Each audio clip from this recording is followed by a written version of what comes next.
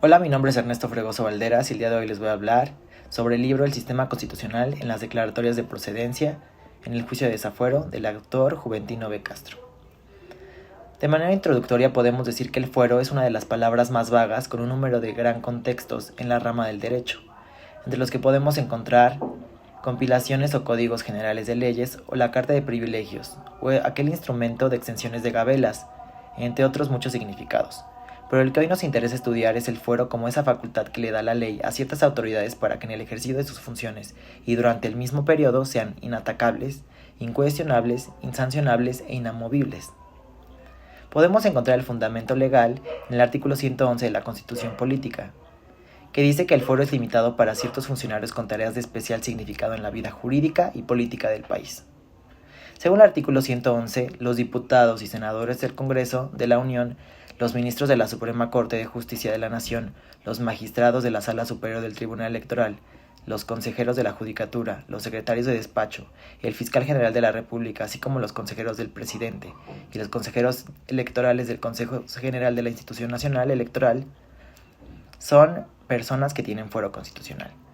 Después del análisis del artículo 111, es importante mencionar la contradicción del texto constitucional sobre el artículo 111,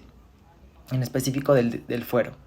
El artículo 13 de la misma Constitución condena el fuero, aclarando que ninguna persona o corporación puede tener fuero a excepción del orden militar.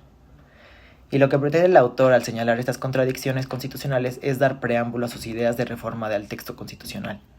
para contener lagunas en el procedimiento de desafuero de alguna de las autoridades antes mencionadas.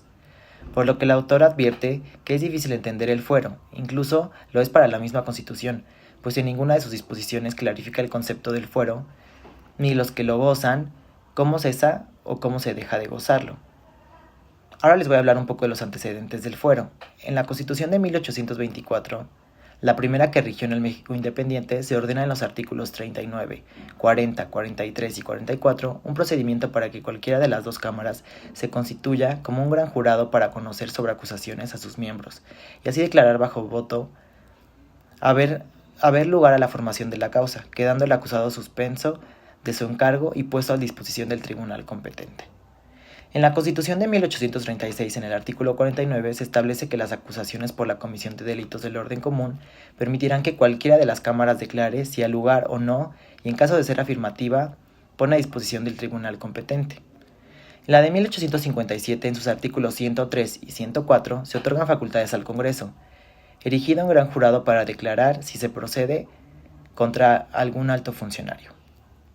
En la Constitución de 1917, en su texto original, estableció en su artículo 109 que si se acusara a un alto funcionario de un delito de fuero común, la Cámara de Diputados se erigirá en gran jurado.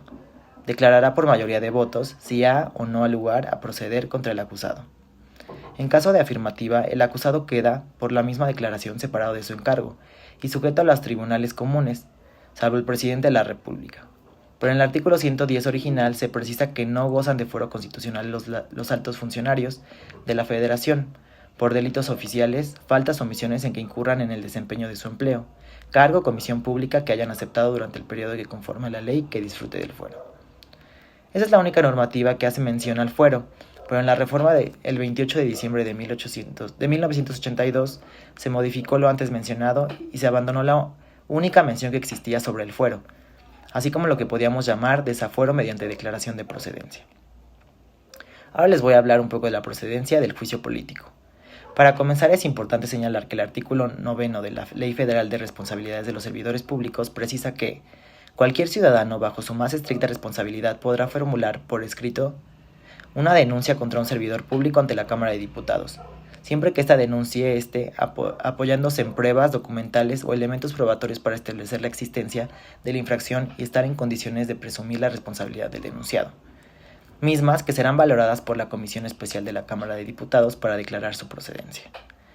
El requisito de procedibilidad es necesario para enjuiciar a una persona y otra bien distinta es el juicio político, al cual se refieren los artículos 110 y 114 constitucionales, por violaciones a la Constitución y a leyes federales, así como el manejo indebido de fondos y recursos federales, que se encuentra fundamentado en el artículo 108 constitucional. Es preciso puntualizar que el artículo 61 constitucional establece una impunidad a los diputados y senadores que serán inviolables por las opiniones que manifiesten en el desempeño de sus encargos y jamás podrán ser revenidos por ellos. Para puntualizar la procedencia del fuero constitucional, es importante citar el artículo 111 de la Constitución, que establece que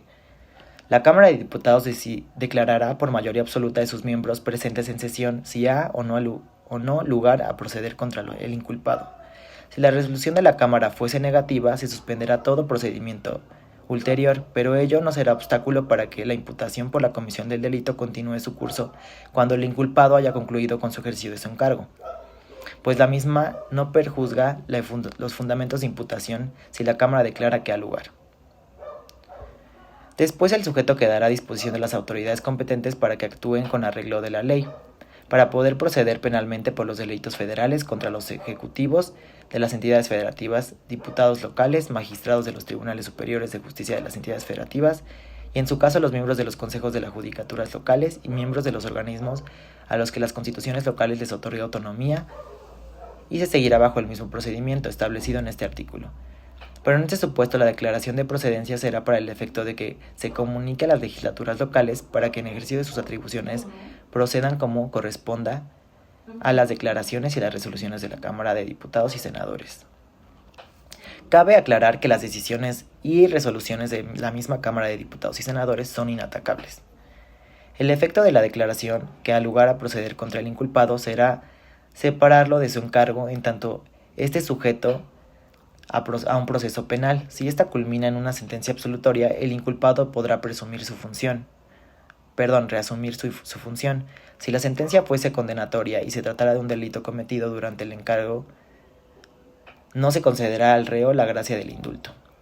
De este artículo podemos hacer una observación que es importante, ya que en el texto constitucional vigente se entiende por la declaración de procedencia el fuero constitucional. La verdadera esencia del procedimiento. El autor nos hace una importante observación que con normalidad no se toma en cuenta, y es que la protección del juicio político es la protección a la función y no al funcionario. Y en segundo lugar, en que no se inmuniza ni convierte impune a nadie, puesto que simplemente es un requisito de procedibilidad para actuar en contra del responsable de la función pública, que solo puede declararse ante la autoridad judicial competente, en este caso la Cámara de Diputados y Senadores,